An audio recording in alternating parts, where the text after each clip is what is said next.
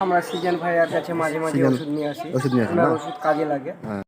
আসসালামু আলাইকুম, আমি ঋষু সরকার আর আমার পাশে আছে ডক্টর সিজান সরকার।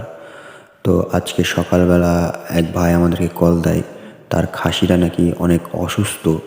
তো খাওয়া দাওয়া করছে না, খাসিটা অনেক ঠান্ডা লেগে গেছে। তো এখন আমরা সেখানে দেখতে যাব কি অবস্থার ভিতরে আছে, তারপর তাকে ওষুধ দেওয়া হবে। তো বেশি কথা বলবো না, তো চলুন আগে খাসিটা দেখে আসি। আসসালামু আলাইকুম ভিউয়ার্স। তো দেখতে পাচ্ছেন এই ভাইয়ের ছাগলটা কাল থেকে গলা টলা ফুলে আছে দেখছেন।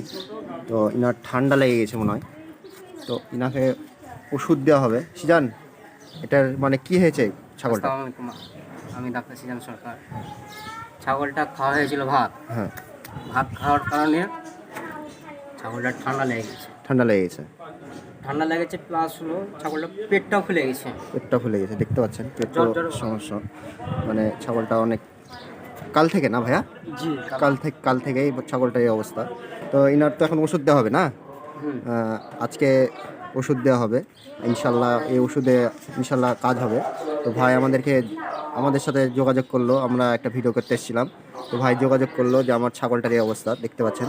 না, আমরা সিজন ভাইয়ার কাছে মাঝে মাঝে সিজন ওষুধ নিয়ে আসি। ওষুধ নিয়ে আসেন ওনার না? ওষুধ কাজে লাগে। হ্যাঁ, মানে উপকারিত হয়েছেন। জি, উপকার হয়। অনেক উপকার হয়েছে।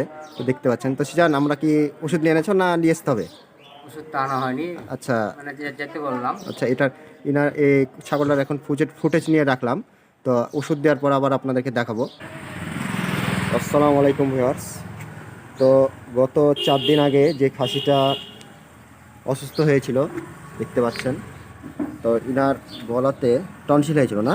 জি, টনসিল হয়েছিল।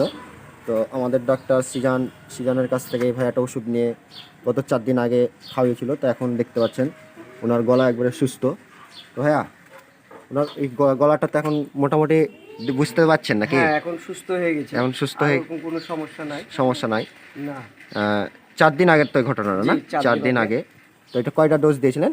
সিজন ভাই 3টা ডোজ দিয়েছিল। 3টা ডোজ। এখন আর কটা ডোজ বাকি আছে? 3টা ডোজ দিয়েছিল, একটা বাড়তি ছিল, ওই বাড়তি। একটাই আছে বাকি। হ্যাঁ, তো দেখতে পাচ্ছেন খাসিটা এখন অনেক মোটামুটি সুস্থ। তো আমার কিছু বলো সিজান।